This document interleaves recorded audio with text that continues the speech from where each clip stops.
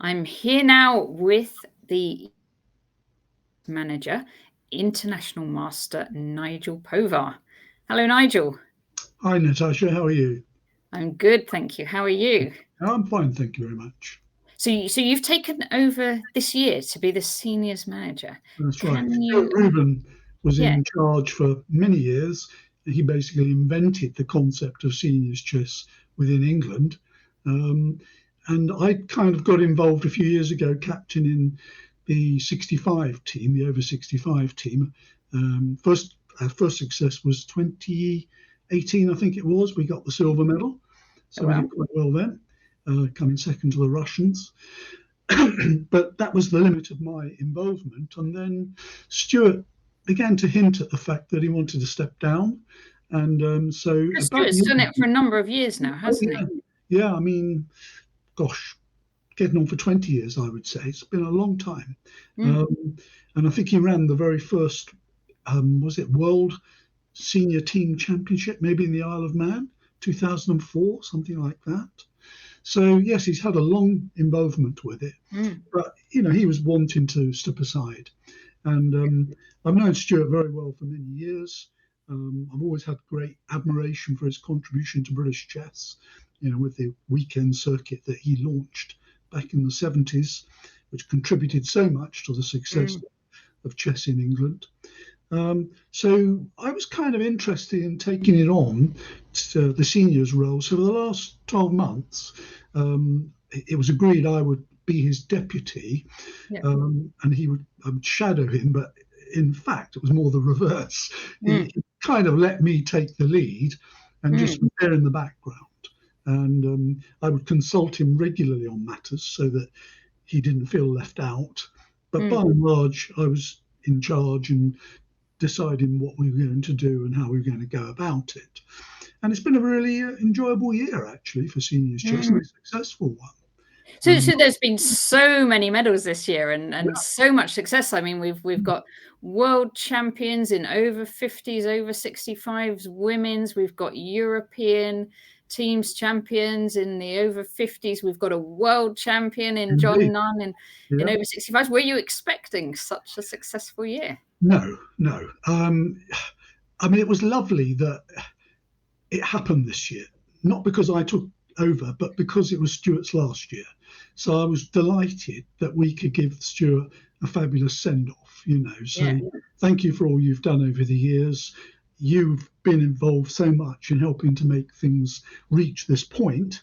And then jointly, we delivered a successful series of outcomes this year. It began with Aquatermi, and of course you were out there too, with the world senior teams.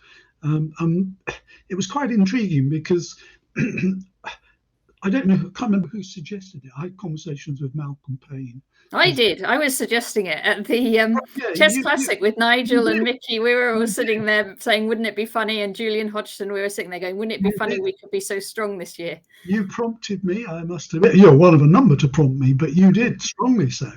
And because I knew Mickey reasonably well, he played for Guildford in the 4NCL, I wasn't too reluctant or uncomfortable about approaching him. And because we'd had COVID, it was quite an amusing conversation because I dropped him an email and said, Mickey, I know none of us have played very much chess over the last 2 years, but I'm afraid to say I've got some bad news for you. During that 2-year period, you've now qualified for seniors chess. So might you be interested? And much to my surprise and delight, he said, well, yeah, actually, I could be. And he hadn't played very much. No one had because of the COVID period. So it was almost like getting back into the swing. So he agreed to play. And once we had him signed up, then, as you'd suggested, I went for Nigel, getting the other guys, John Emms, Mark Hebden, Keith Arkle and Glenn Fleer, all part of the squad, was quite easy. But getting Nigel was difficult. But with Mickey on board, it was that much easier to persuade Nigel to jump on board as well. And then, of course, John Nunn for the 65s. John had been keen to play previously, and I had him lined up to play when it was in Prague a couple of years ago when the tournament there got curtailed because of COVID. But John and I and others pulled out before that launch because COVID had just taken off. So John was kind of half ready to play anyway. So it's great he came on board too. And Paul Littlewood, who a good mate of mine, who I've known for many years. So it was quite interesting. We had 4 former British champions on the top 2 boards of the 50s and the 65s. And to be honest, it was those 4 guys that made the big difference. And I'll tell you what was really nice as well was that although they're sort of very experienced players and have played at the really world top levels, they were sort of very excited to be playing and just really keen to win the title and just really was sort of visibly enjoying the event. That was so nice. I think that's very true. And because if you think about it, they've been at the top, Nigel and Mickey in particular, of world chess for a long time, but they've never really enjoyed team success with England. It's just they've just fallen short before. So it was lovely for them to be involved at last in an England team that claimed the world title. So and I think John Emms was an excellent captain, wasn't he? Yeah, for the team? he was. Yeah. And I mean, that was obviously I worked with Stuart and the other selectors who were Paul Littlewood and Malcolm Payne. We excluded Keith Arkle when it came to selecting he's one of the selectors, but we excluded him for selecting the 50 plus team. And I think there was no doubt John Emms was the obvious choice for captain. He'd done it very successfully before. He's very level-headed, and it was very nice. I had a lovely email from John recently after we won the European senior teams, and he said those 2 recent successes have been amongst the most pleasurable and important for him in his chess career. And I thought it was lovely. Oh, that's really nice. Yeah, it was. Yeah. And your team, Nigel, what was it like playing in the over 65s? That was great. I mean, we had a good team. We obviously John and Paul both played brilliantly on the top 2 boards, both undefeated. John was brilliant because he was taking the heat of the top boards of all the other teams, and he scored 6.5 out of 7 against, including a number of top GMs that he knocked over with little difficulty. And board 2, Paul, I think he ended up with, what was it, 6.5 or 7 out of 9? It was a very good score, very reliable, and it was great. And then we had Tony Stebbins and Ian Snape and myself. So it was a good team. Yeah. Fantastic. Okay, so you've got a game that you'd be happy to show. Yeah. I have. It was one I played in the World Senior teams against Germany 1, who were one of our rivals. And this was quite an important match because they could have been quite a threat to us, but we managed to win this match. So I'm happy to take you through it. Right. Yes. Let me see if I get that right. Is that all? Can you see that? Okay. I can. So okay. And so you were black in this game against Gerard Kiefer. There you go, Gerard Kiefer. I played a Caracal, and it was a line I'd anticipated he would play.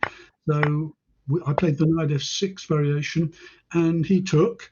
And in the past, I've taken that with the G pawn, but I prepared to play EF because I noticed that EF has done well recently, and I have seen a few of his games in this line, so I knew what to expect.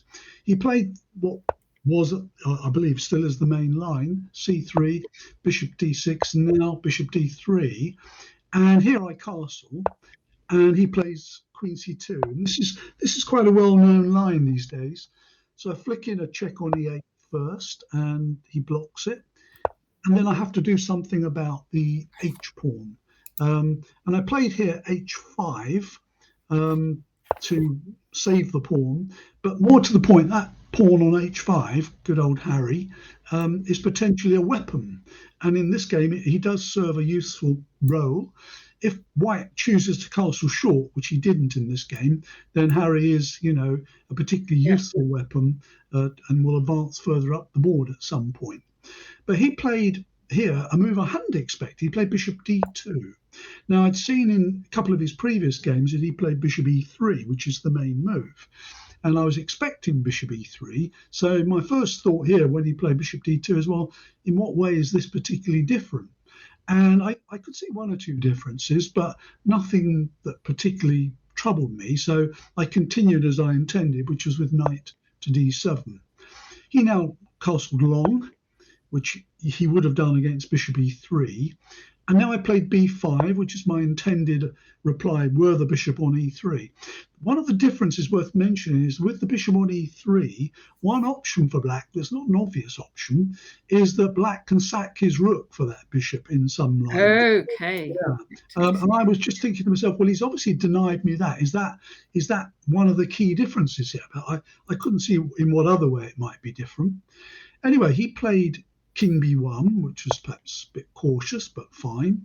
I played now knight b6, and this is going for a bit of pressure on the queen side. Knight f8 is the more conservative move, guarding my king side. I'd already decided I was going to play this way, as I say, were the bishop on e3. And as I say, I couldn't see any significant difference. And now he played bishop f4. Okay. Interesting about this position could have arisen with a bishop on e3. It could have arisen exactly the same, couldn't it? So now I thought, well, there isn't any difference. And the obvious immediate thought is, well, rook takes e2 wins two pieces for a rook. Yes. But I rejected that because I didn't like his queen recapture, followed by taking on h5. And I just thought, see if I can put that on the board. Yeah, Barman. So rook takes e2. Queen takes. Bishop takes e4. Queen takes h5.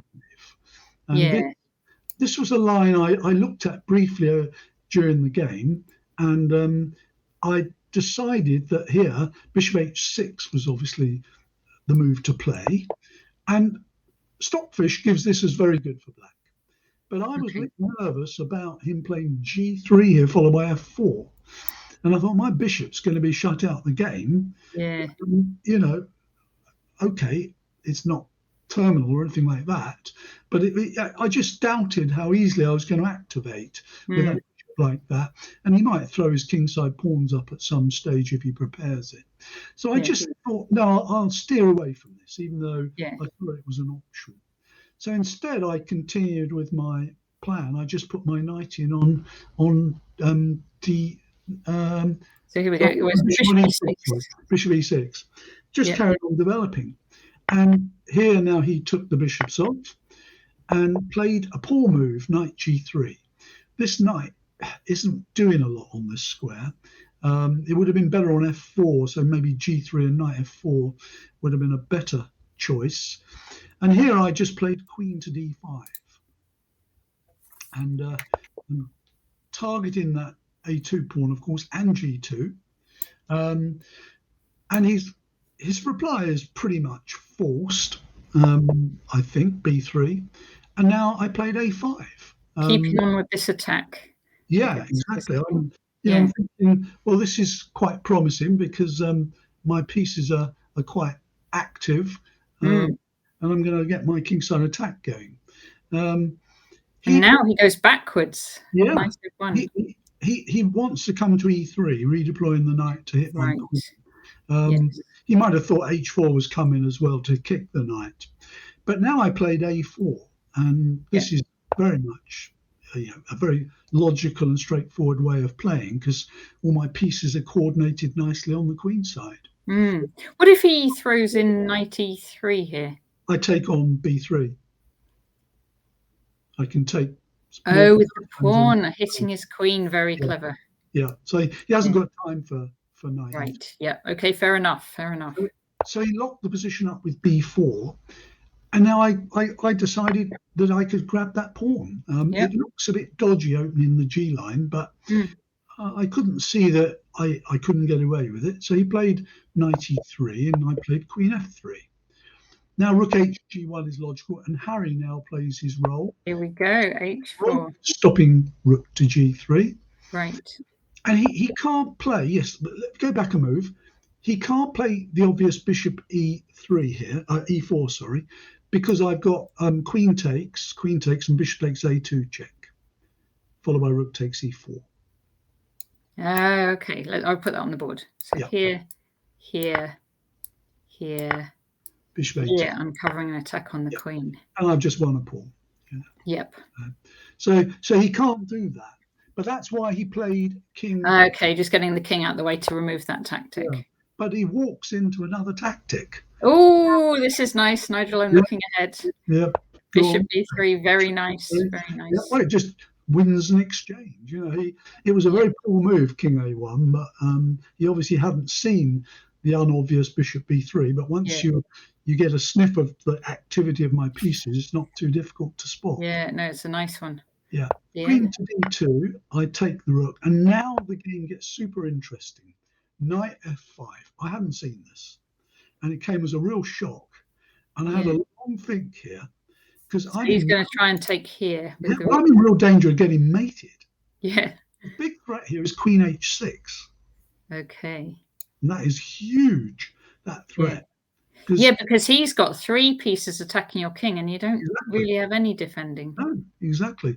There's only one move here, and I fortunately found it. But before I show you it, the right move was king f8, and that's what I played. But I did consider, at the time, giving up the queen with queen g4. So you might want to put that on the board for a second. And it looks like a plausible move. And I thought rook takes, bishop takes. But when I got home and put it on Stockfish goes knight h6 check, wins here. Ooh. Which is quite nice. Takes. And you just reach it with the queen. And you're mating him. You can do this. Wow. So what about if you take the rook? They're going bishop h7, and then you've got mate. Mates on f7. Yeah. Very nice. Very nice. I mean, I could have fallen for that, but luckily I didn't play queen g4. But it's one of the lines I looked at briefly. Yeah. So if we go back, I played king f8, which is the right better. Move. Yeah. And now rook takes d1. And we end up, no, hang on, there's a line. Yeah, there's an interesting line. Instead of rook takes d1, if you go back a move, the line I spent all my time analysing before playing king f8 was him playing rook takes g7. Oh, here, okay. Yeah. And this worried me because there are twin threats here. Rook h7 is one move and queen h6 is another move, both of which are extremely dangerous. Yeah. And the question is, how do I get my king out? Stockfish showed, and I had seen the move, that queen h5 is the best reply. But the move that I was going to play, and I'd spent ages looking at this, and I was delighted with it afterwards, in this position, the move I was going to play is bishop c2. And I was really delighted with this because I found a mate in 8. Wow. Yeah, from this position, which I can show you. It goes rook h7 here, threatening the mate, and now queen h1 check, king to b2, queen b1 check, king to a3, queen b3 check. Oh.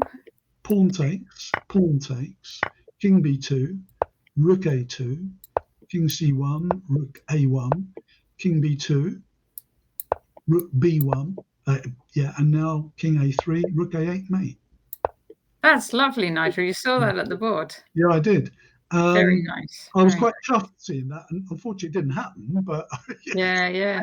And the lovely thing is, Stockfish gives that as one of the winning variations instead of queen h5. Queen h5 is probably better, but it gives it as a nice line. So I was quite interested in that line. But anyway, going back. So it was king f8. He took on d1. He took on d1. Okay. Life gets simple now, and I found a simple move, g5. It guards the h pawn. It makes sure his queen's never coming in on h6 or whatever. That's nice. Just keeps everything secure. And now he played knight e3. I played rook a d8. And he played bishop f1, redeploying round to g2. So I played queen f4. He put the bishop on g2. And here I played knight d5. And he took with the bishop. And I took with the rook. Because I was very happy to give up the exchange. And this way I keep my pawn structure intact. because if he takes the rook, which he did, it's a dead simple win. Okay. So takes. And okay, so you are what? A pawn up. 2 pawns, maybe. 1, 2, 3, 4, 5, 6, 7. 1, 2, 3, 4, 5. You're a pawn up, but you've got nicer pawns as well. I've got total control. The game doesn't last long now. Yeah, and I come in with the rook, and then the king. Yeah, and you can see he's getting desperate, and I thought he might do something like this. He's trying to stalemate himself, but right. But he's still got at least the rook and the pawn 2 pawns that can move at the moment. Yeah, he tries to shed them. Yeah. But called the end to the game. Okay, and I think this is all the moves we've got, but black wins, and this is he resigns. Very, very nice. He resigned. B2 C3 check. Yeah, that's a lovely game, Nigel, and I like the notes to the game as well with that queen sack and mate in 7. Yeah, very, very nice. It was one of my my tournament was okay. I as captain of the team, I was on board 3, and I had 6. I played 7 games. I had 6 blacks. Oh, did you? Okay. Yeah. Your team must have been happy with you. Well, it just worked out that way. Every time, I was resting somebody else, and I got black again. Oh. So I got. You got good practice in then at playing black. Anyway. I got 50%, which was okay with black, I suppose. But I did my bit. But it was a good team effort. Yeah. Great. And you did very well with your team as well. Our team, we did well. We were the only women's team actually in the event, but we did perfectly respectable against all the men, which is good. That's what you want when when you're the only team there. You want to make sure you still play respectively. And I thought you guys played very well actually, and probably deserved your trophy as well, which is behind you, I see. Yes, I'll show you my trophy. Here we go. I'm going to bring it to camera because I haven't brought it to camera yet. So here we go. Let's see if I can turn it. Oh, you have to sort of do your visual spatials, don't you? Can you see that? Yeah. There we go. Yeah, so that's women's 50+ World Championship trophy from FIDE. Yeah. So there you go. I'll put that back up there. Oh, that's gonna fall over, isn't it? Oh, I'm gonna put it down. Okay, we'll deal with that after. Anyway, thank you very much, Nigel. Now, one last thing. If anyone is out there thinking, should I try a seniors event in 2023? Anything you'd like to say to them? Well, I would say please do. I think we're seeing an interesting growth in seniors chess now. You could argue that's for several reasons, but one reason in particular comes to my mind, and that is that we've got a bunch of really talented players now coming through, particularly more experienced guys who were in that chess explosion we had in the 70s. And that's why we're enjoying the success at the top end. But I'm hoping that's going to encourage a lot of other people to start playing more seniors chess. Why not? There's going to be more and more events taking place. And come along and join the rest of the guys. We took along 34 players to Aquatermi. Yeah, it was lovely. Just good team spirit. And they'd look for events on the ECF. There's a seniors page. There is a seniors page in communities at the very top line across the page. You've got communities. If you click on that, there's seniors. We haven't updated it for 2023 yet, but I'll be doing that. You better get on the case, Nigel. I will, yeah. But at the moment, we're still waiting for confirmation of some of the locations for the forthcoming event. Okay, so you can't give us a sneak preview of where it's all going to be yet? Not yet. But I'm hoping, as England are the reigning 65+ champions for the men, or the Open rather, and both the Open and the women's for the 50+, as defending champions, we've got to give it a good go. We've got to try. Yeah. So I hope to see you there again as well, of course. Hopefully. We haven't planned my next year yet, but hopefully. Yeah. Well, brilliant. All right. Thanks ever so much, Nigel. Pleasure. Yeah. Thank All the best, Natasha. Okay. Cheers then. Bye. Hello, John. How are you doing? Hi, Natasha. I'm fine. How are you? I'm very well, thank you. Now, I'm very excited to speak to you as the captain of extremely successful seniors teams this year. You've captained both the over 50s for the World Championships and the over 50s for the European Championships, and you've managed to bring home gold medals for both. You must be the most successful captain in the whole world. How was it? Yeah, pretty good. To put it, yeah, yes, it was amazing actually. I mean, I've been to a couple of these events before. I went to one in 2018 and also one in 2019, and they were the World Senior Team Championships. And yeah, they're in fantastic tournaments to play in, and I was the captain on both of those occasions. And in 2018, we got really close. I think we got the silver medal. Who was in the team that time in 2018? The team in 2018, it was John Spielman and Jim Plaskett and Keith Arkle and Mark Hebden. And we basically we won all of our games apart from one draw, and then we lost the final round against Germany. And had we won that, we'd have won it ahead of US. It was incredibly close. But still really good, really fantastic experience anyway. I mean, as you know, you've been to some that's great fun. Yeah. So you know, but this time, of course, we in the World's Senior Team Championship in June in Italy.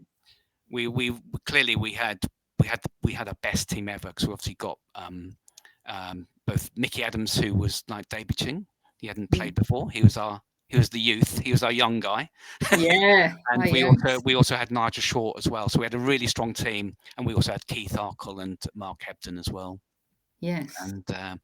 And your good self. Yeah. And so that is quite some team. Mickey, Nigel, Keith and Hebs and John. That's pretty formidable. And we were top seeds, weren't we? We were the top seeds. But there were other strong teams in it. Yeah. Well, the team that's kind of dominated the World Senior Team Championship for the last 3 or 4 occasions is the USA. And they still had an immensely strong team. I think we were top seeds just by a few rating points. Oh, right. It was very close. It was pretty close. I mean, just to give you some idea how strong they were, they had Jan Elvest on board 4. On board 4. And I think he was like, at one stage, he was like, at his peak, he was like the world number 4 or 5. Yeah. You know, yeah. So they had a really strong team. And we kind of knew it'd probably be between the two of us. Yeah. Although there were some other really strong teams as well. I mean, Italy, the actual hosts, I think they were the 5th seeds, but they just seemed really strong. And also they had a team that were, I think all their players were really active. Yeah. They did really well as well. But we played the USA in about round 4, and we drew that match, and then both of us just kept winning. And we finally managed to shake them off just in the penultimate round, basically. Yeah. I remember, and it was all sort of very exciting. There were like people disappearing for COVID as well. Yeah, that was a bit of a problem, wasn't there one of the teams that played US? They were a person down. Yeah, that's right. Yeah, because obviously quite a few people were suffering, and especially towards the end of the event. And USA did play. They played a match against Hungary in the penultimate round, and Hungary defaulted on board 1. But actually, Hungary still managed to draw the match. Yeah. Which actually, obviously, more or less put us in pole position going to the final round. So it all came down to the final round. That was a very exciting day. That one. It was. We were basically playing Canada, and we needed a 2-2 draw. And the lineup was Mickey and Nigel and Mark and myself played in that final round. Yeah. And obviously we just completely outrated Canada. I mean, you know, they were a strong, very solid team. And but we were obviously clear favourites to win the match. And also Mickey sort of won by default on board 1 because David Cummings was showing, I think he had symptoms of COVID, so wasn't able to play. Yeah. I mean, we're talking about it as like it would if the whole tournament was like it wasn't. It was just there were a few white. There was a little bit of a round, but yeah, sure. But there weren't there were only a few defaults basically in the entire tournament, basically. Yeah. And so anyway, and yeah, so we were 1-0 up already, and I kind of just everything in our favor, all the odds in our favor, but still, like, you get to that situation right in the final round, like, it just seems nerve-wracking, you know, because things can go wrong. I mean, Of course.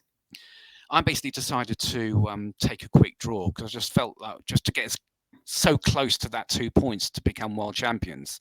I thought we'll get to 1.5 basically, and then Nigel and Mark were both playing, and I thought we just need a half point out of those two. I mean, the chances are we'll win both, but we just need half. But it's crazy. They were still nerve-wracking games. I mean, basically Nigel played a really great game, but the one moment he did kind of get his knight trapped.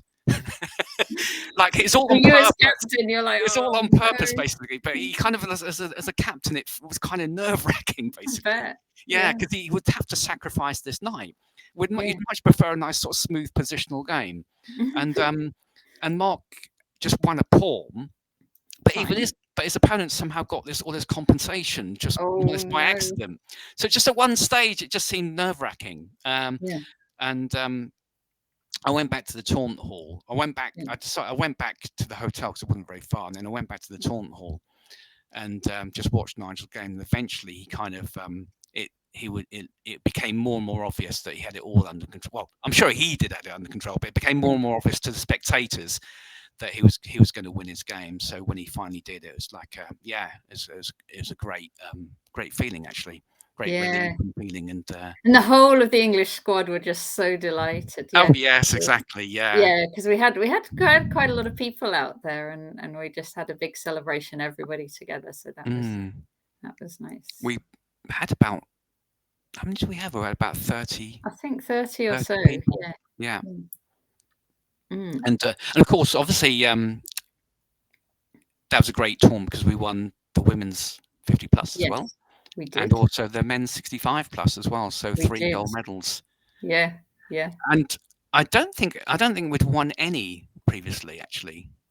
I think you're right. I think we'd obviously all had individual board medals, gold medals, but not team ones. So I think that's right. I think we had a bit of momentum behind the teams, like even before the event, to get everybody together, and then at the event, it just seemed so nice that we had, you know, teams that they're up there in every event, and I think that just kind of helped us bring it all home. Yeah, we had, it was obviously, I mean, obviously a very good team, sort of team spirit. There was a very good team spirit. Yeah, exactly. Yeah, we're all kind of rooting for each other. Yeah. And I mean, as captain, it's sort of, we have extra to do, and I mean, for some reason at the World, I felt it was quite intense. Like the decisions you have to make every game about who's going to play, and there's never really an easy decision. Yeah. Well, apart from maybe put Mickey on board, whatever. That was a fairly easy decision. And also Nigel played, I think, for most games as well. Maybe nearly. I think he might have played 8 games as well. But somehow, kind of like. It was just deciding on sort of like the best lineup for each game. Yeah, because you know, when you have to drop one player each day, you're going to get funny color sequences and all this. And kind of what I've decided. I know taking colors into consideration is never easy. And what I kind of decided is, after a while of these events, is that you can kind of overthink it with colors, and you just have to accept that someone's not going to. But I think in this case, wasn't it you? You ended up taking a whole load of black. I took the easy option as far as team spirit was concerned, and decided to take yourself. Yeah, that's kind of like it's much harder to actually give everyone else lots of blacks, but somehow also that's just the role. I felt comfortable in that role when we played the top teams. I felt comfortable in the role of sort of being the black blocker. You know, sort of like whereas like you know, I mean, some people their game style much better. Exactly. Yeah. Well, Nigel we've just been doing really well with white, basically. So I was quite happy to just be in that role. Cool. So the game you're going to show then, you were playing black. Yes, exactly. Yeah. So this let me just go to the actual lead chess. So this game, of course, is actually from the next tournament, which was the European Senior Team Championship. Yes. Which we. Oh, did you take? Won. Did you? What was your white-black split in that one? Did you? It was. I think it was. Similar. You used your practice yeah, in black from the world. I played 8 games in the Europeans, and it was 5 blacks and 3 whites. Well, that's not so bad. Not so bad. I think in the world I only played 6 games, and I started with 4 blacks and then ended up with 2 whites to just reclaim a little bit of. Fair enough. Fair enough. Yeah. Yeah. So this game, I think I was board 3 on this game. Yeah. And so in the Europeans, our team was Mark Hebden, Keith Arkle, Glenn Flair, Chris Baker, and myself, basically. Yeah. So I think there's another very good team. Yeah. Yes, it is. Yeah. We were actually in this one. We were the top seeds as well, by a small amount. I think that, and the team that was our nearest rival were Berlin, who we played in round 4. Yeah. And you played us in the last round. You played England too, which was quite nice, having an all-England encounter on the board in the final round. That's not happened before either, has it? Yeah, I bet. Yeah. And so Berlin, they were the second seeds, and the other sort of strong teams were Germany and Slovakia. And I mean, the thing about it, obviously Berlin, there were quite a few German teams, and rather sort of than saying German 1, German 1, German 2, Germany 3, they would actually often call the teams by sort of where the majority of the players were from, or sort of clubs more than anything. But Berlin were, for all intents and purposes, Berlin were like Germany 1. They're the top German team. Yeah. And I think I was playing, I think it was an IM on board 3, Marco Thinius. And okay, shall we just let's dive in? Yeah. Right. So so he played knight f3. I went c5. He went c4. So it's like a symmetrical English with a kingside fianchetto. I played this move d6, and he castled. And normally in this sort of setup, I like playing e6 and knight e7. Yeah. But I had quite a lot of games on the database, so I thought I'd just try something a bit different this game. I'd noticed this move rook b8. Okay. Where black just goes for an early a6 and b5 before white, before doing anything else. Yeah. I'm going to say Larson style, but I could be wrong. Yeah. I mean, this is a typical plan for both sides actually in this position. Yeah. But normally it's kind of white who kind of does it early rather than black. Black more sort of reacts. So he played the move a3, and I played a6. And now he played an interesting move. I mean, you'd expect typically white to play the move rook b1 here, to go b4, and my plan was to go bishop f5 to attack it, and if d3. The point is that white can't go b4 without protecting the knight on c3 first. So it's black who gets it in first, basically. Yeah.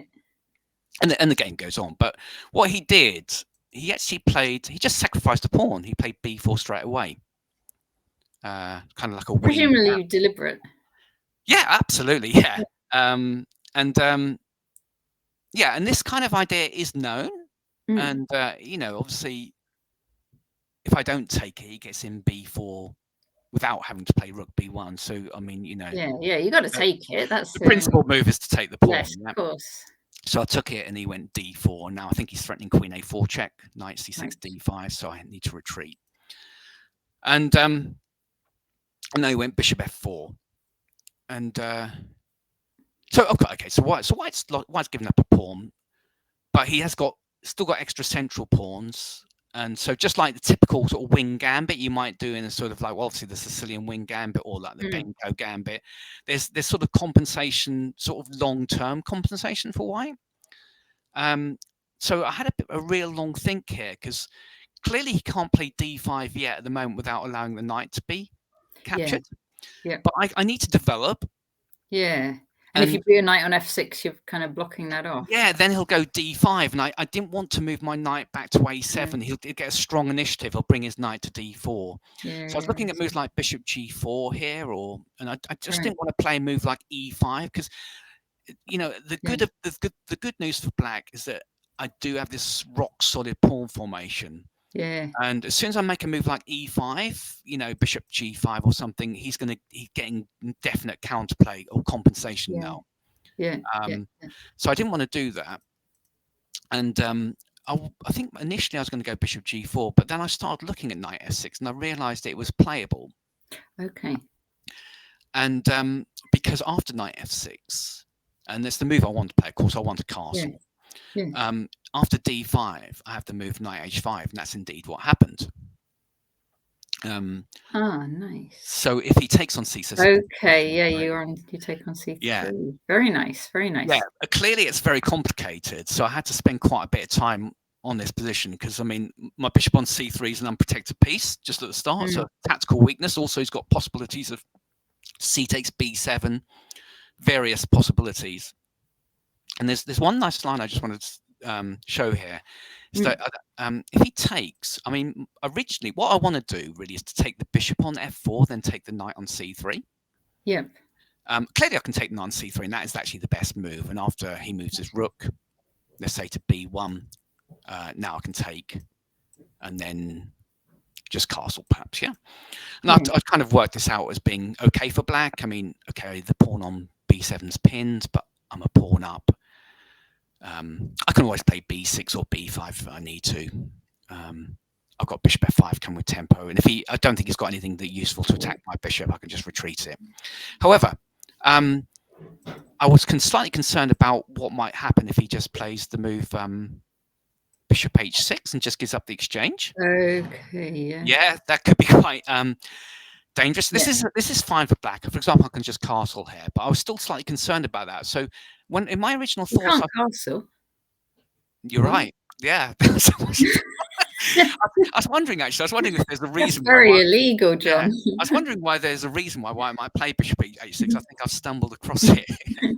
Okay, so actually, probably I could just take the pawn. Yeah.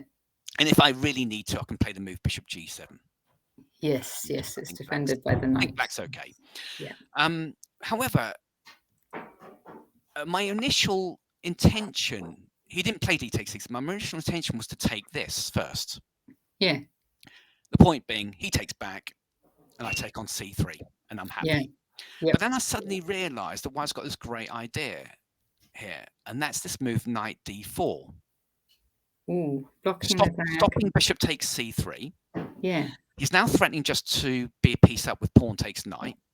Yeah. If I so take, you have to take on g2, but then take on g2. But now he plays this great move knight d5. Oh my goodness! Yeah. And now there's a huge threat of c7. Ooh. So it's like another. I just had Steve Dishman doing a couple of intermediate moves, but here's another intermediate move. Basically, just ignore all the captures of black stone. Just stick your knights in the center. Yeah. And if I stop c7 by taking, then he has a fork. Yeah. This move, and this is just winning basically for White because he's going to take on gosh. b8. Well, it's a good job you didn't go down this. No, well, of course, by the time I was thinking about this while he was considering his move, and in the end, he decided not to take on c6. Yeah. So, but of course, if he had taken, I'd have had to have taken on c3 instead of f4. Yes. And like I said, black's okay actually. Still okay. Yeah. So he went bishop d2. I went knight e5, and then he went takes, and I went takes. And around about here, I was feeling fairly happy now because I kind of solved the problem in my king side. And I thought if I can get castled and then bring my knight into the game, for example, knight knight. If I can get this knight back to, let me get this right with the arrows. Knight f6 here. Yeah. Then black's going to be just better, basically, pawn up. And with a good position. However, when he went queen b3, I suddenly started thinking, actually, this is not going to be so easy because rook takes a6 is actually a threat here. Oh, so it is, yes. I mean, a threat to win the pawn back. I mean, it's not a huge threat, but if he wins the pawn back, he's going to be okay. And I spent too much time now about just actually giving the pawn back. I was thinking about knight f6, and then he takes, and then knight, and then takes here. Yeah. I thought the idea is I give the pawn back and then have a slight, if I can get the queens off and get my a pawn going, black's a bit better. But this sort of position here, I couldn't work out how to unravel. I felt actually, I can't. That bishop on c8 is a bit. Yeah, and if I want to bring my king to the queen side, if I go king d8, it's got bishop a5 check. So right. So yeah, I just spent too long on that. I thought, well, in the end, I thought, why am I just giving up a pawn? Let's just move my bishop. Yeah. Makes sense. So I went bishop d7. I think queen c7 is a slightly better move, actually. But Okay. the problem with bishop d7 is it blocks my knight's route to f6 to d7, Right. which is ideally where it wants to go. Yeah. But anyway, he played the move bishop e3. Oh, no, sorry. He went rook fc1 first. I think bishop e3 might be slightly more accurate, but it's understandable why he wanted to defend the knight first. Knight castle now went here. And so, yeah, clearly I'm still a pawn up. And but, of course, if white has another move, white will either go bishop a7 to attack my rook or even bishop b6 to force the queen to move first. Yeah. And then bishop a7. There's lots of pressure on my queen side. Yeah, he might be taking b7, mightn't he? If he takes on b7, then, yeah, white could easily be better. So I had to... I don't really see anything else that I could do now apart from what I was intending, and that was to move b5. It gets quite complicated here because obviously if he takes on b5, I can take back with the pawn, and I'm probably a bit better as long as I get my knight back to f6. But he went rook takes a6. Okay. So he's got his pawn back, but you might... Yeah, and now, I mean, I can play b takes c4, and that's just roughly equal. Queen takes c4, rook c8. He can move his queen back to defend his knight. I can move my knight from h5 back into the game, and it's roughly equal. However, the move I intended to play, and the move I did play, was this move queen c8, with a double attack on his rook and another pawn on c4.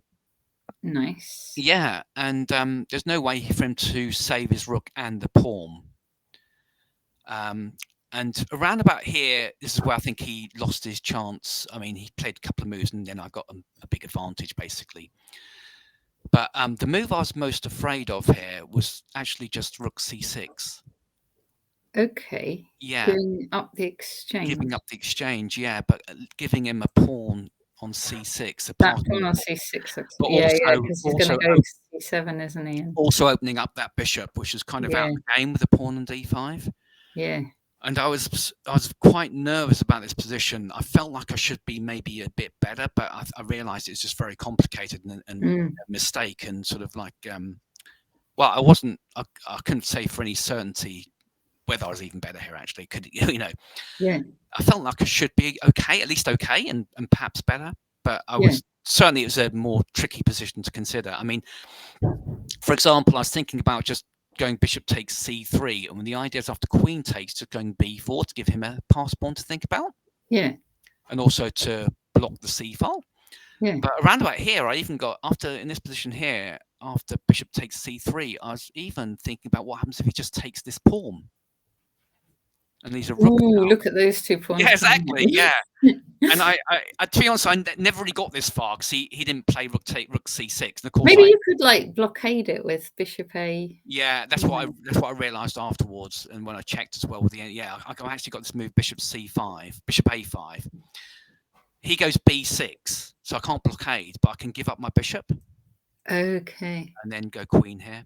Gosh. Yeah. So it's a bit scary. It is, yeah. c7 and then rook takes. Right. And yeah, and black's fine. Black's winning basically. Okay. Yeah. So yeah, but rook c6 is certainly the move. I think he should have played that. He played the move rook a7 instead. And I just took the pawn. He went queen c2. Yeah. And finally, I got my knight back in the game, so I was feeling a lot happier now. Oh yeah. Especially because of I've got this idea of knight g4. Right. If I can chase the bishop away from that long diagonal, then I've got moves like queen c5. This rook as well, yeah. Exactly. However, around about this time, there's a move that I was thinking he might do, which I thought was the most concerning. He didn't do it. He played knight e4, but the move I was most concerned about was knight a4. Okay. But he's got this idea of knight b6, right? Basically, and my original intention, I can't remember what the time was like here. I think we moved 20, so I don't think I had a huge amount of time, but I wasn't like in desperate time trouble. Maybe about 20 minutes for 20 moves plus a 30-second increment. And I think he had something similar. But originally, my original intention here was to actually take on a4. Yeah, okay, that makes sense. Yeah. Queen takes a4. Yeah. And then knight g4. And I kind of worked out that, okay, if he takes on rook takes c4. I've just got rook here. Okay. And he's actually winning, so he's got to go bishop f1.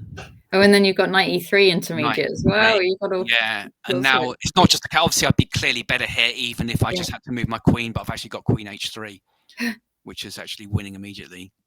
Okay, because they have to go rook f4 and you take it. Yeah.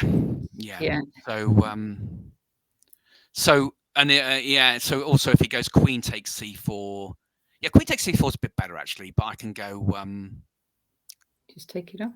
Just take it off and then take on e3 maybe. Take on e3, and I just thought that this was it's clearly better for black basically. Yeah. Pawn structure is very poor. So I can start with a move like rook b2 or rook e8 to defend my pawn. And it might be better for black than even this, but I was satisfied. You're happy enough, yeah. Exactly, yeah. So, but I completely missed something, which was in this position here after knight g4. I completely missed it. You have this move bishop h3. Ooh. Which, attacking, and that's nasty. Actually, it's not enough to give white an advantage. But certainly it would have been enough to shock me. In this position, I mean, okay. Well, do you end up going f5 or something? I think f5 is not really what I want to play, is it? Really? Yeah. No. I mean, I think h5 perhaps. H5, yeah. And if he, I suppose, So basically, this is not the best. I mean, he can go f3, can't he? Yeah. I don't know how. This is actually quite an interesting queen sack. You only got 2 pieces for it. 2 pieces and a c pawn. And a huge c and the dark squares. Yes. Okay. Quite interesting, but certainly not my intention. So after knight a4, the move that I also considered, I'd hope that I would have eventually got around to playing. Hopefully, I'd have seen bishop h3. The move is knight here immediately. Right. Knight b6. Knight takes e3. Knight takes c8. Knight takes c2, knight takes e7 check, king g7, and then rook takes d7.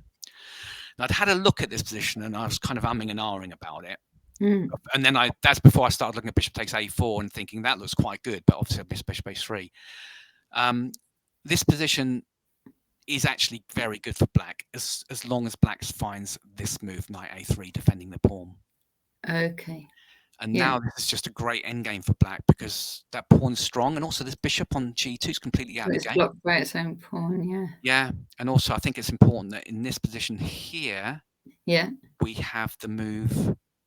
It might not be vitally important, but bishop e2. Okay, and then the pawn's got a clear path to queen. Yeah, it might even be irrelevant. I mean, this is just horrible for white now. Yeah. But I mean, whether I'd seen that, I don't know. It's quite a long way through. I might have played knight 8. I might have played bishop takes a4. But I'd hope I'd have a bit of a think about it. Yeah. But he played for some reason he didn't like knight a4 and he played the move knight e4. Might be a bit harsh to give a question mark, but it kind of just made things so easy for me because I just swapped and then went c3, and now the position's kind of crystallized and there's not a great deal happening apart from the fact that I've got a massive pawn on c3. Yeah. You're going to bring your rook in, I guess, at some point. Yeah, so the rest of the game, the rest of the game's fairly straightforward, basically. He went queen d3, I went bishop b5, he went queen back to d1. He wants to go this move bishop d4. This is the only chance to swap off the bishops and sort of round up that c pawn. But I saw in advance that I had a sort of nice trick, so I got rid of that rook on the 7th rank with rook b7. He took and he fell for it. To be honest, I don't think white's got anything anyway here. I think I'm threatening just rook c8 or rook a8, and so he played the move bishop d4, but that allowed me to take on e2. Oh yeah. Queen takes, bishop takes. Now, there's no way I'm going to win the c pawn. I've got and I've black's just completely dominating. So I think we both had about 5 minutes left, so no real major time trouble. and I just got my rook into the game and the queen into the game. Yeah, I mean, the queen, obviously it's opposite colour bishops, but the queen exchange is going to help him because I'm going to put a rook on b2, and he's just going to be a bit too stretched. Yeah, you know, I can probably, well, I'll show you just towards the end, the queens to get exchanged. Yeah, now, you know, I'm hitting the pawn, so he played the move queen e4, and I swapped queens and went f5, bishop d3 and bishop d4. And yeah, so just an example how black could win this sort of f4, king f6, king f3, and then I can just play, well, e6 or e5, doesn't matter which, basically. Let's say e5, I'm threatening e4, so he's got to take en passant. I take with the king, and then what I can do is I can just wait for his king. You know, he doesn't want to take on b2 because my pawn's even further away then, And if he goes king d1, this is the time I can actually just swap and then just come after these pawns. Oh, yeah. So I think I win all three pawns, basically. If he went f3 instead, and I went king f6, threatened to bring my king to e5. So if he goes f4, we have very similar positions. If he goes here, I think I just bring my king in here. Yeah. And okay, you can take, and well, I'm just going to take the pawn on d5. Take all the pawns you want to. Yeah, you can go king here, but I just go there then. Force and then take. And that's just an easy win for black now. Even if being an opposite colour bishop ending, black's just got too many pawns. Yeah. Well, very nice. That was it. Yeah. And very good game. This was obviously pleasing because we drew all the other 3 games in the match. So so that secured the team win as well. It did, yes, exactly. I can't remember if it was the last game to finish. I'm not sure. I think there was maybe, but certainly, yeah. So we beat Berlin, and then I think we beat Berlin. Then the next round we beat Slovakia, who are the next sort of like rivals. Oh yeah, it's absolutely crucial that then. So we had about 3 rounds in a row where we beat the top teams, and that sort of broke the back of the tournament, really, basically. Yes, because I remember you were kind of cruising by the end. It was, well, I mean, obviously not. No. I mean, England too was tough opposition. Yes. Well, actually, funny enough, we won our first 7 matches. Then we played a team in the penultimate match who turned out to be our toughest match, and we only drew the match 2-2. I can't remember the name of the team actually. But yeah, they were a really tough team. But luckily, we were still well ahead, and Slovakia beat Germany, which meant we'd won it with a round to spare. Yes. So by the time we had the All England clash, it was but I bet you were still nervous because you didn't want anything bad to happen in the All England clash. No, but there's still quite a lot to play for, wasn't there? But the other thing I seem to remember is England got through the whole tournament without losing a single game. Without losing a single individual game, that's true. Without a single individual game, so that was a pretty. And I think, to be honest, that made us. That's the kind of thing that made us nervous, basically, because You start agreeing too many draws just to avoid that, basically. Avoid losing a game, Yeah, but we did. We got through without losing a single game, basically. So we had 8 wins and 8 match wins and 1 match draw, basically. Yeah. This is the European one. Cool. All right, thank you, John. A huge congratulations. It's been an absolutely fantastic year for England seniors, and you were a major part of it, captaining the over 50 teams in the Worlds and the Europeans.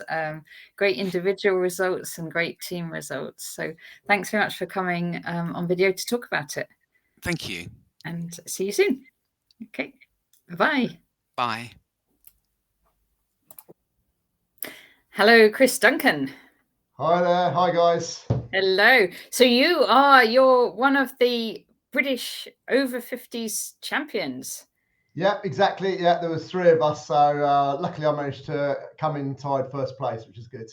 Very nice. Excellent. So a good start to your seniors chess career. Yeah. So I've played in a few senior events now. All been very good fun.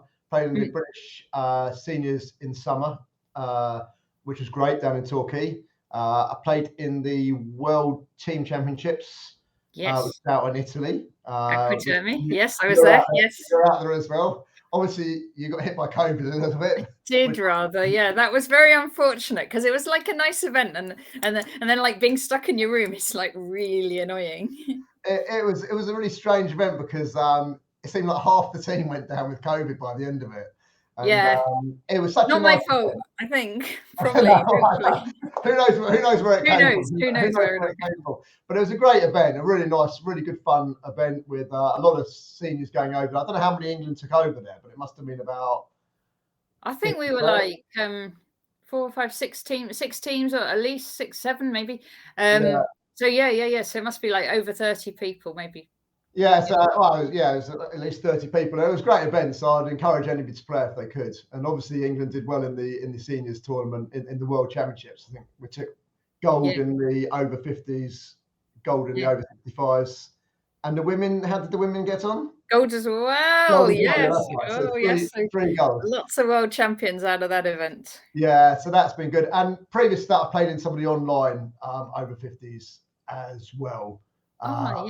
Which has been fun. I mean, I've run into I think it's Mark Hibden and Keith Arkin a couple of times in those events, which have been tough. Those players are very familiar to everybody on the seniors circuit. Yeah, it's very, very familiar players. But overall, yeah, it's been a great experiences playing in the over 50s. And of course, you know, I like to say I'm one of the younger ones in the over 50s at the moment, so it's probably best to make hay while the sun shines, because I'm not sure I'm ever going to get better than I currently am.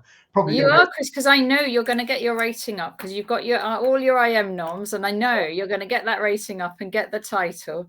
Yeah. Unfortunately, I would say that my rating peaked at 2340, 2345.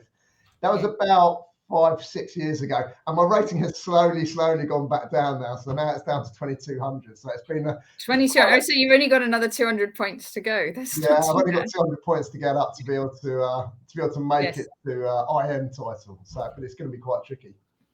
Excellent. All right, so you've got a game to show us. Let me put that up here. Let's keep our names. And so you're black here against Rob Wilmoth, yes? Yeah. I'm black here against Rob Wilmoth, and it's quite a critical point in the tournament. So it's the British over 50s championship, and we're getting into the second last round here. So this is round 6. So this is a high stakes, nervous encounter. Yeah, well, it's basically round 6, and again, Rob's a really good friend of mine. In fact, we actually play football still together on a Tuesday night. So there's a few chess players that play football. Lauren DaCosta, myself, Rob Wilmoth, Alikos, and there's quite a few of us. So he's a very good friend of mine. And to be honest, if it wasn't such a critical moment, we might have made peace, I think. Yes. But at this point in the game, in the tournament, it's the second last round, and we're half a point behind the leaders. So we both need to win to get a chance at winning the tournament. And I was only really looking for a win. But to be honest with you, it quickly goes wrong. So yeah, if we go through the opening moves. We get into a Slav. So this is a position that he prepared very well. Right. I didn't prepare quite as well because I wasn't expecting it from him. But we get a position that I played against Mark Hibden. So we go forward. This is all theory. So the new move here is knight h4. The main move here is knight h4. The idea basically is white just plays for the 2 bishops. There's no way for black to keep the 2 bishops. But he does tend to get a pretty solid position. So after knight h4, the main move. You kind of wanted to see this if you're trying for a decisive result here. Yeah. This is quite good. I mean, bishop. The main move is. The old move used to be bishop g6, but now you play bishop e4 to force them to play f3 and then play bishop g6. Yeah. So now they play. Now the problem for black is you can't keep the light square bishop. So they play queen b3, and now again the old move used to be queen b6. But that endgame is known to be good for white. So when you play after queen b6, the queen's come off, you lose your light square bishop, and white's just got a nice edge in the endgame. Yeah, something along these lines. White's just a little bit better. It's not really much fun to play. So the move that I play and the move that everybody plays nowadays is queen c7. Keeps the position much more fluid and much more interesting. So at this stage, I've had this position a few times, and I'm pretty sure that's bishop d7 is a move that Mark Edmonds played against me twice. Right. So I played a match in the World Championships, in the World Senior Championships. I played bishop d7, bishop d2, and I think actually I was probably better in the game. But Mark, as he is, managed to outplay me and beat me. Yeah. I also played him, I think, in one of the chess classics as well, and we got this position. So bishop e7. Now the main move here is just to take the bishop. Knight takes g6. Yeah, so you do knight takes g6. H takes g6. Black gets a bit of pressure. I mean, you can see the H pawn. I can't take it yet because of my b7 pawn, but you can see that I'm looking at that h2 square. But I can't actually take it. I think he plays rook takes rook, queen takes rook, and then queen takes b7. So I'm not threatening it yet, but there will be some pressure on that pawn. But Rob didn't play that. Rob played g3, which is another move, but a move that I'm not familiar with. Oh, just to go back, by the way, just if you go back one move, I'm actually threatening here, and I have had this a couple of times in Blitz. I'm actually threatening knight e4 here, hitting his Oh, that's nice. Yeah. So yeah, uncovering attack. Yeah. Knight on h4. So then he does that. He can actually play knight takes g6. So after knight e4, you can go knight. This is what I'm threatening, because you can't do it because white hasn't got to move. But I'm threatening knight e4, and then after knight takes g6, I can interpose with knight takes d2. Oh, a nice intermezzo. It's hitting the queen. So yeah, and it's horrible for him. So he plays g3, which is a good move. And I'm not sure if I already had this position. I think I might have had this position against Luke McShane, but I don't. I think Mark normally takes on g6 when I played him. Right. So this is obviously still in Rob's preparation, so I was a little bit worried. Okay. I followed the main plan, which is not best. I took on c4, but this is a bad move, and I'm not going to repeat this again. The main move here should be to play a6. So instead of playing CD, you should play a6 first, and then you follow up with the same plan as I played in the game. But I don't. I have a slightly better position, one extra tempo. So a6 is the theory move and the move that I should play. But after d takes c4, bishop takes c4. What I try to do is quite normal. B5 is the normal idea here. The problem is I'm probably just a little bit too slow. I probably need an extra move in this position to get my queen off the c file. So we'll see what happened. And I think Rob had actually prepared against this move b5, and he actually gets a good position. So what I missed was after bishop. So he has to go back to bishop e2, and the idea is, so the idea here is that you just sort of play a6, knight bd7, castles, and c5, and you get I quite like the position for black. White's got a slightly strange pawn structure with pawns on g3, but he hasn't fianchettoed, and a pawn on f3 and a pawn on e3. But he's got the two bishops, and I think white is probably slightly better here. But after bishop e2, I played a6. I suddenly realised that I can't get c5 in. And if I can't get c5 in, I'm much worse. Okay. He's going to castle, play e4, and if I can't get c5 in, it's going to be difficult for me. My light square bishop is out of the game on g6. It's going to be difficult for me to make the e5 break. So you can't get c5 because he's going to take on b5, or? Yeah, so I realised at this point that I wanted to. Well, the problem is he plays rook c1, which is the move he plays now, which is a really good move. If he just castled, if he could, I only really looked at sort of castling and developing moves like that. If he did that, I could have played c5. But now he plays rook c1, and I can't actually play c5. Although I played it in the game. You did, yeah. Yeah, I mean, what you can normally do is you can play c5, then they take. And then you can play knight bd7. So yeah, I play the move. I did realise I couldn't play it at the time, but I thought I've got to. Now normally what you can play is knight bd7 here. Okay, and then they've got no way of stopping you taking on c5. However, what I realised was that at this position, it's difficult to see, but actually he's got probably a winning move, which is queen d1. It's very hard to spot. I wasn't predicting that. Yeah, queen d1. Queen d1's really strong. So now I play knight takes c5, or bishop takes c5, knight takes c5, and then he just goes b4. Okay. And I go knight anywhere, and he goes knight takes b5. So knight back to d7, for example, and then he takes on b5. Yeah.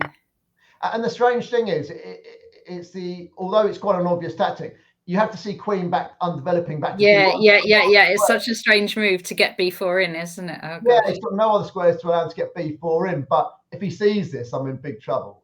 So I had to realise that I can't do this, which was my initial plan. My initial plan was to just play after c5 takes, was to play knight bd7 here.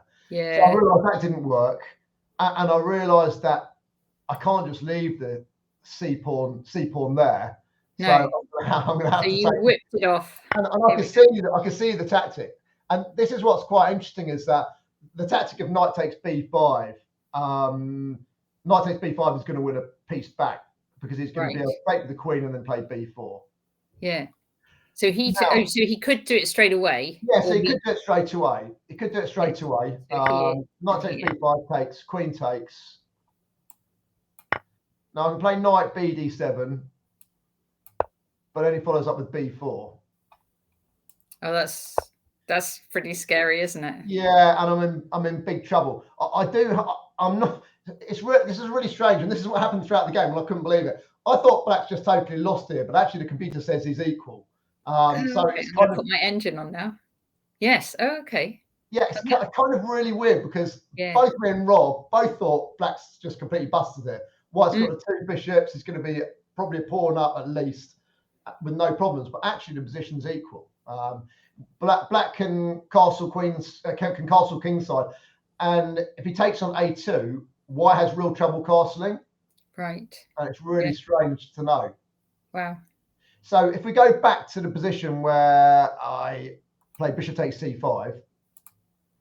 Yeah, so actually, really strangely, this position is playable, and it is equal if he doesn't find the winning move here for white. Now, I couldn't believe that. This is why computers are so difficult to work with. I would never have found white's winning move here, and I'm not going to find it either, mate. So no, it's really difficult. But I would challenge any to find a winning move here. I think probably only maybe viewers, you can pause your machines now if you want to try and guess the winning move. Yeah, pause your machines and said.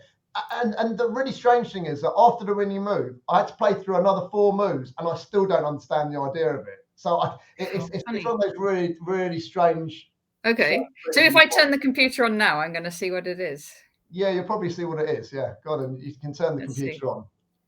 Yeah. Oh, G4. Yeah, G4. So I think only Mike Basman and maybe Keith. I would never. I mean, it's just totally against any. Chris, I would never have thought of. Yeah, in this position. G4 just doesn't make any sense. I mean, he's got the C file. He's looking at taking on B5. He's got all the. And then the winning move is G4. So I can't blame Rob for not finding it. I mean, this is the only winning move he had throughout the whole game. Yeah. And do you know what? I would never have found it. So if you play through this variation, I still don't understand why it's winning. So no, I don't see what G4's got to do with it. So castles. So I just castle. G5. Well, G5 or taking on G6 first. My computer says take on G6 first. Okay, take on G6 first. H, and then G5. And then knight FD7, sorry. And now knight E4. And then queen B6. Queen B6. I still don't understand why. I mean, it says +3 for +2 for white. I still don't really understand it. I mean, visually, if you gave me this position, I'd probably take black. So I never really understood. Yeah. Well, this computer seems to be very keen to go H4. Yeah, H4, and it says this is just winning for white. But I think for us humans, look at this position, you might think, well, white's position's a bit open. He hasn't castled. Yeah. Not 100% sure why he's winning here, but maybe that's what makes me a weak player. I mean, to find G4 in the first place would be really difficult. Then even 4 moves down the line. We still don't see why it's winning. I can't even see why I can't even see why it's winning. It must be because there's some great kingside attack. Yeah. Black pieces. He hasn't developed his queen's knight, but you know, it's just bewildering to think the computer finds this position as completely winning. And I can't even when we go 4 moves down the variation, I can't really see what's wrong with Black's position. I mean, I'm sure it would prove it to me and it would show me why it's so winning. King F2. So we've got another 4 moves down. Yeah, and I suppose we can now imagine in the rook, the king's come out of the way here, and the rook going in, and maybe. Yeah, now you can sort of get an idea as to why. But yeah, wow, that's quite deep, isn't it? But it's really deep. It's really difficult to see these kind of positions. Yeah. So I can't blame him for not seeing G4. I mean, you've got to be able to see a lot of moves ahead to be able to see why this would be winning for white. Yeah. But okay, right. So we were there. Yeah. Okay. So instead of playing on the queen side, which might be natural given all this pins going on and all that sort of thing. Yeah, I mean, he played the natural move, which not really a natural move actually. I'm not really sure why he played it now. Knight takes G6. I mean, I'm not really sure. I know he was a bit worried that my bishop might come in someday, might come into D3 or something. But I wasn't actually threatening to get my bishop out of that capture.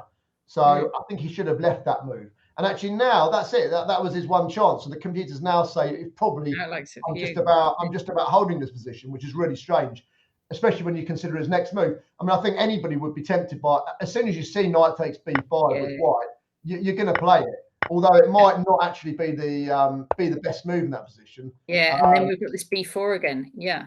Yeah. So the idea is that he takes on my position's a bit of a mess now. Really, he's got the two bishops. He's going to be at least a pawn up, and this is very, very tempting. So I think at this stage, me and Rob are both thinking the same thing. I think he was quite smug at this point, thinking, "Oh, he's winning." Actually, the computers again, they say the position's equal. Right. And I thought I was totally lost. So, I got up from the board thinking, oh my God, I'm going to have to swindle him somehow. And it looks like I'm going to be at least a pawn down. He's got the two bishops. And as long as he can castle, actually white must be just doing very well. However, there's a little bit of caveat to this, is that he can't really castle very well. He can't actually get his king out in the centre. This is what gives me just about enough compensation. Yeah, because he can't go king f2 because you take on d2. So you do that same thing in that other line. Yeah, he needs a couple of moves really to get himself into the position. So he plays. He takes on c5. But in this position, instead of castles, I mean, I looked at a lot of different things. Like I'd love to play rook takes h2, rook takes h2, rook takes h2, queen takes.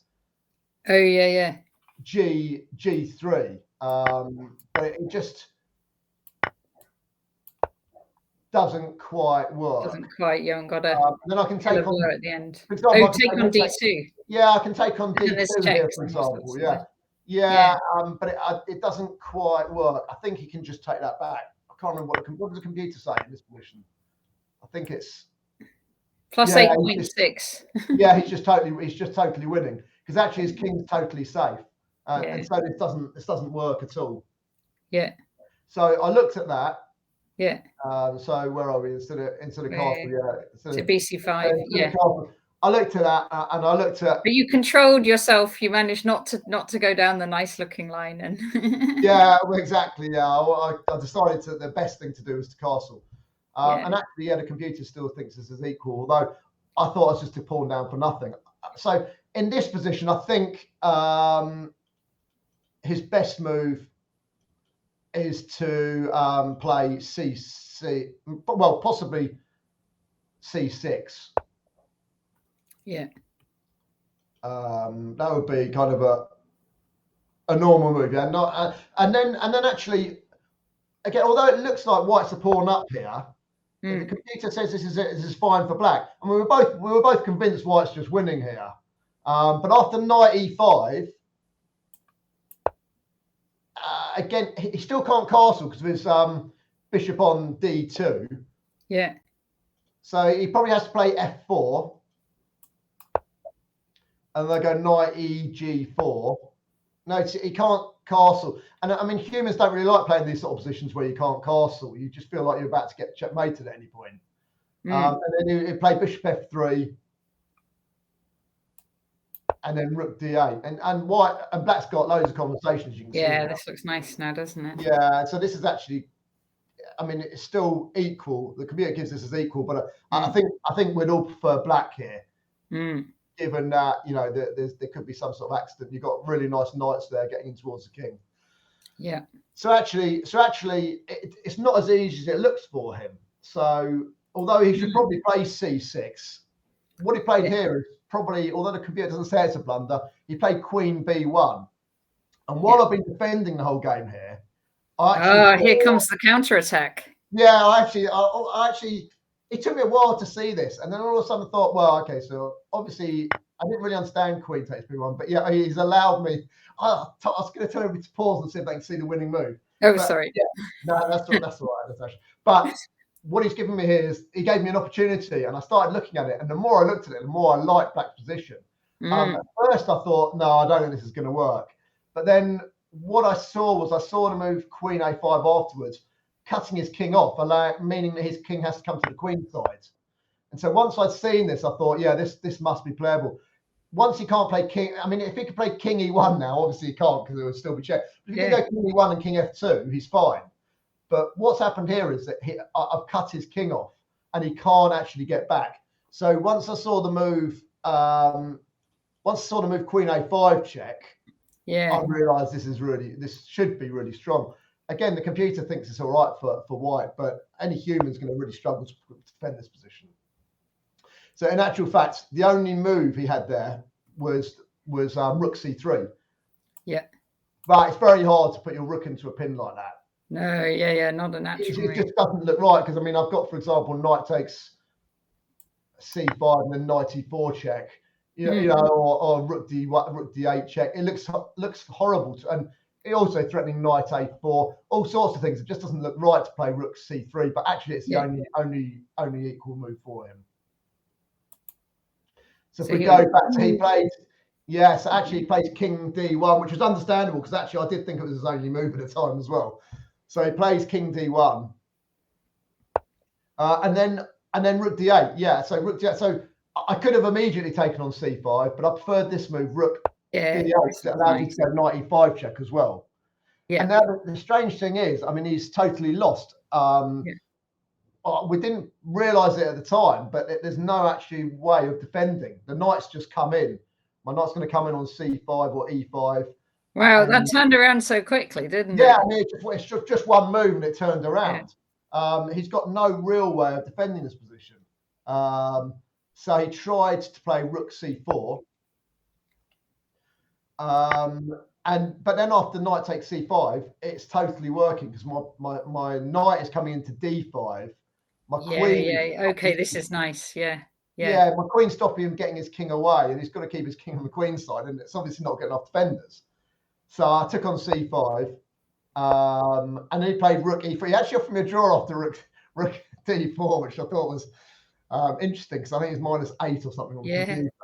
Well, sometimes it's hard, isn't it, to adjust if you were winning and then Yeah, well, we both thought he was winning. I think the computer's not really sure. Yeah. But he plays rook d4.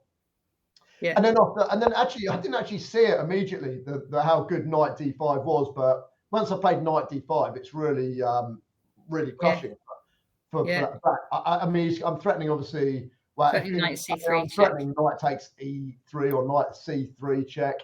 And there's no way that he can meet these moves. So he played what was, one of the only moves, king c1, but that just loses the move. Oh, yeah. And here you go. And knight b3 check. And that's actually mate in 2. so that's actually mate in 2 because I'm playing queen a1 check. Okay. And so the game's actually completely turned around, and that's game over. So it was quite a nice quick victory in the end, but it felt like very nice. And then that set you up for the final round encounter, and where you won, didn't you, as well in the final round, and became the joint British champion.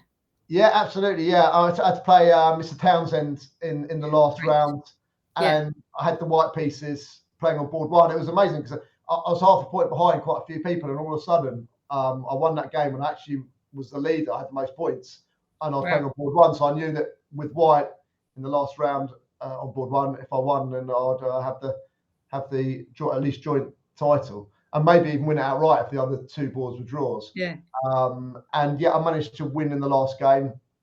Congratulations. Which was lucky. I prepared quite well for that game, and it went right straight down my preparation. And then he blundered.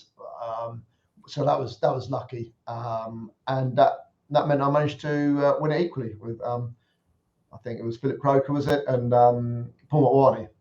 Yes. So, yeah, so that was good.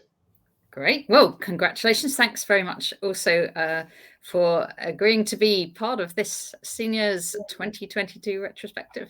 And I'll see you soon, Chris. Okay, thanks, Natasha. Bye. Bye.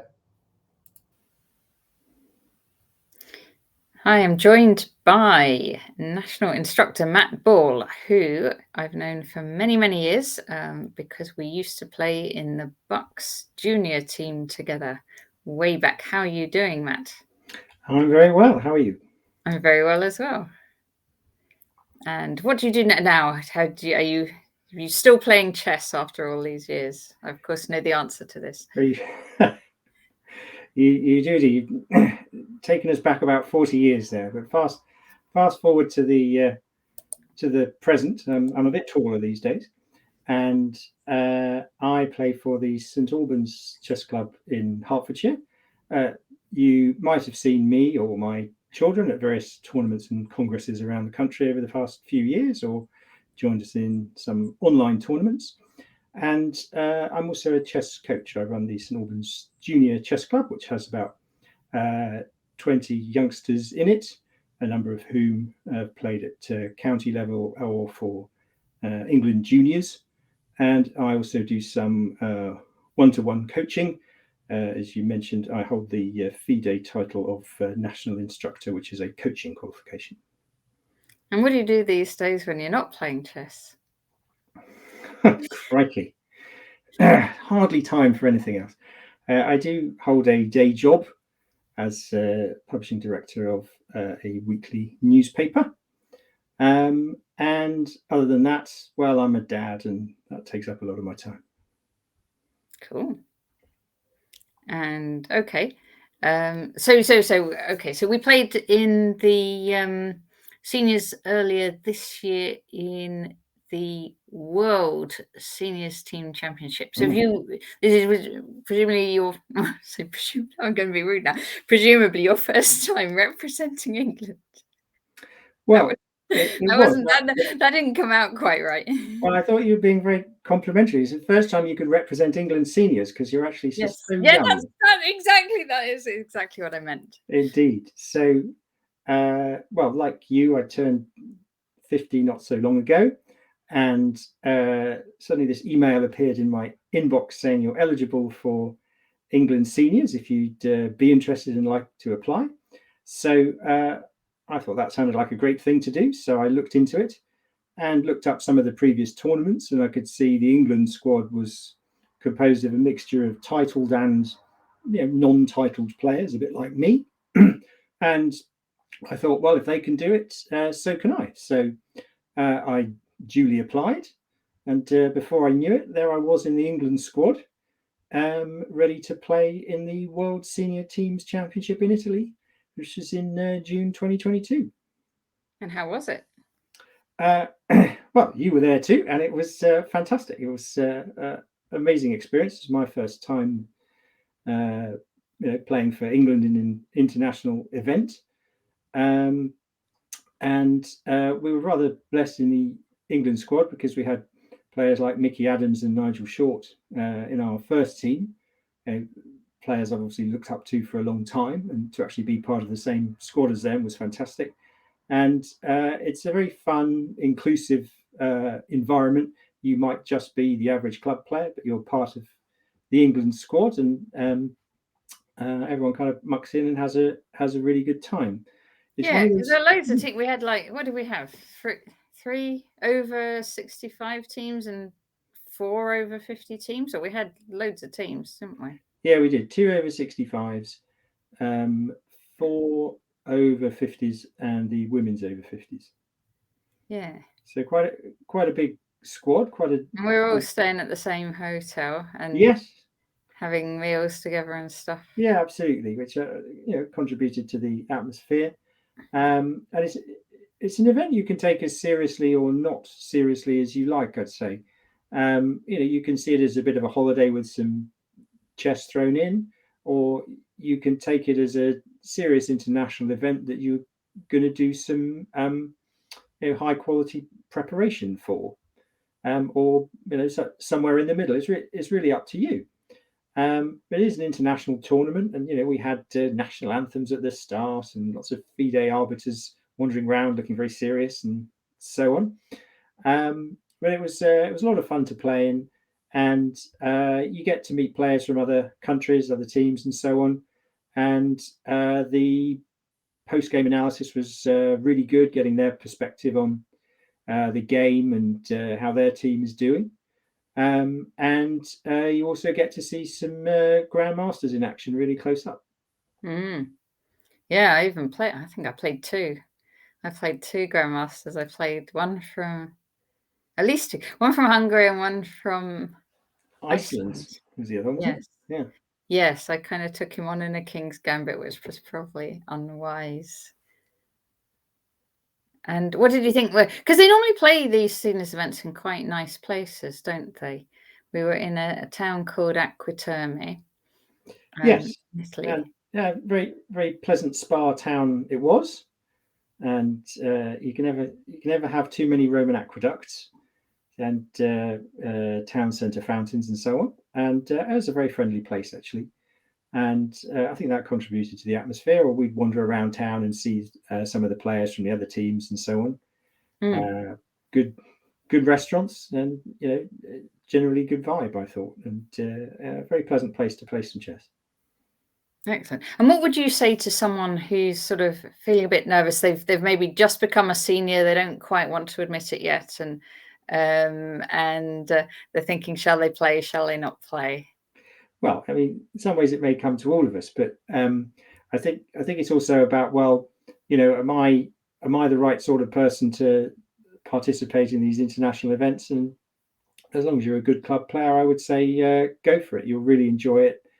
It is a chance to represent your country, have a lot of fun, and the joy of winning your first game for England is a wonderful thing. Excellent. All right. Thanks very much, Matt. My pleasure. Good to see you.